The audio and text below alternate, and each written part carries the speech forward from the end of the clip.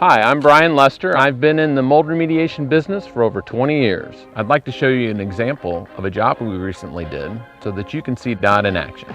This particular job was for a client who had an indoor pool room. Drywall had recently been installed and mold quickly developed over the course of a couple weeks. We would normally HEPA vacuum the surface and damp wipe, followed by an application of antifungal sealant. Here you see us applying the DOT product directly to the moldy surfaces, and the staining is quickly removed, and we were able to apply the sealer directly afterwards. There's approximately 2,000 square feet of surface area, including the ceiling and the walls. We prepared 10 gallons of DOT cleaner for the project, but only used about 8 gallons of DOT for the job. The results speak for themselves.